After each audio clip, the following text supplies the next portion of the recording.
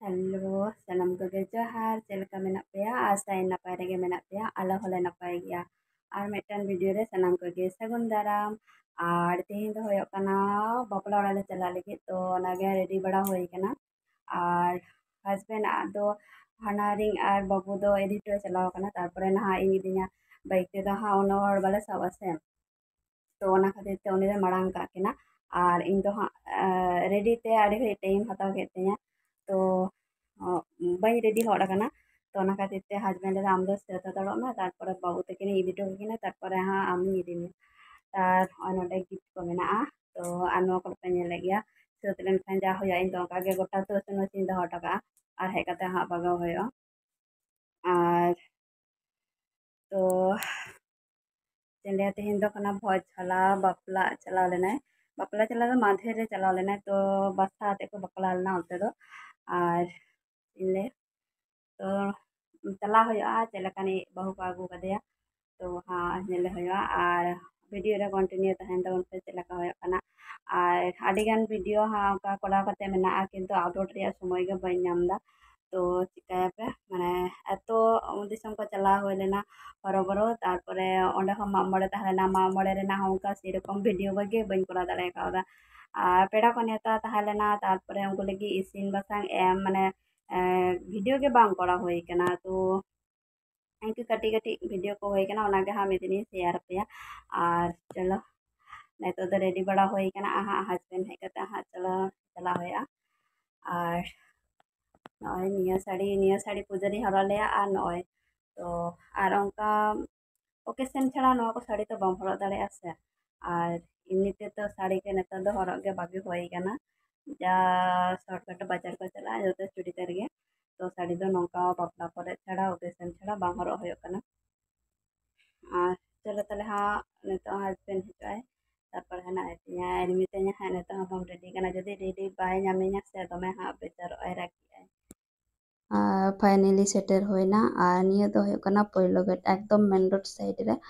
और चलो भीतर से बन बोलो लेन गे तीना गान भीड़ा तीना गान गेस्ट को हेज कना और नॉय नते पहिलो रेगे एकदम छवि को तुलक कना और अड़ी नपाय बुझे कना बायरे रे तो ओड़ा रे एकटू उदकर उदकर भाव गे बुझे कना और नॉय दो होना लॉटरी क्लब और नोडे तो जे कोनो अनुष्ठान गेम करा दाड़े किंतु भाड़ा हता होया और चलो वीडियो रे कंटिन्यू तहन तबन पे और नॉय नितो तड़ाम होई कना और मेन रोड को एकटू चला ᱧᱚᱜᱚ होया और वीडियो जुदी बन कुसिया कना तो लाइक तबन पे और कमेंट करते पे बड़ा हिचुना चलका वीडियो को होयो कना और चलो भीतर से बन बोलो लेन गे तीना गान भीड़ा और नॉय नते रे दो रिसेप्शन होयो कना और पूरा फाका गया तो एकदम नितो होना गेस्ट को आरे को हेजो पेड़ा को आरे को हेजो तो नितो गे फाका फाका एम का होयो कना गिफ्ट कारण परे ते दो हाँ भिड़ो आ तो नडा हाँ लाइन एम होयो और बाबू अड़िस चाबा कना हनारिन तकिन एकटू लार किन हे कना आ दिनमान बाबू बाय जपित कदा से दमे बेचारो कना बांग तहे सनाई कना तो नॉय नितो एम होयो कना आ नुकिन दुकिन होयो कना भगना और भगना बाहू और ओनागे भगिनी बाय बुझ दड़ेयाñ कना तो नॉय नितो गॉड जोहार होयो कना और सीधा हाँ जम चला होयो कारण बाबू अड़िस चाबा कना बांग तहन सनाई कना मने लिदी मने जे नोडे दुरुब कते जे रिसेप्शन इन नेला तो ओना हो बांग होयो कना और नोडे आडी नपाय चेयर को दो कदा रिसेप्शन नेल लगिते किंतु इनमा दाड़े गे बइन दाड़े कना बाबू अड़िस चाबा कना और क्लब हो आडी नपाय को सजाव कदा लाइट ते आडी नपाय नेलो कना और नितो तो सोचे जम चला होयो और नॉय नितो जम दुड़ुब होई कना नॉय पे नेला तो कटलेट और सलाद कटलेट को अगू कदा फर्स्ट रे और चलो हाँ मेनू नेल तबन पे चेक को दो कदा मेनू रे और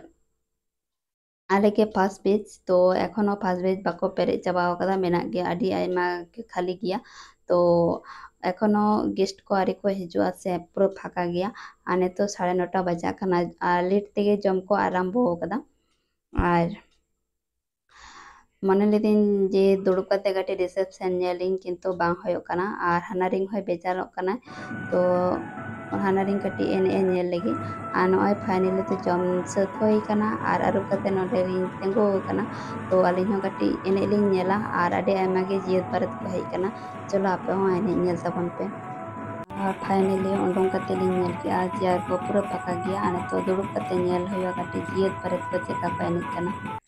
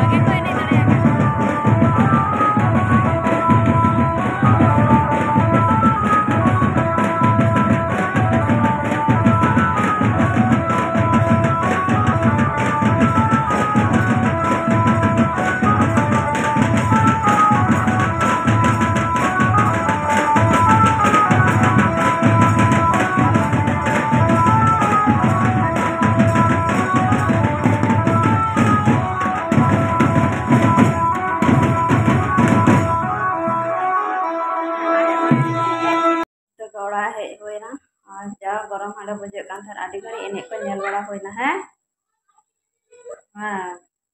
और बाबू एनान कोने ले थे जे दाका जमीन चला दाका जमीन चला माने गिफ्ट हताबो होना से माने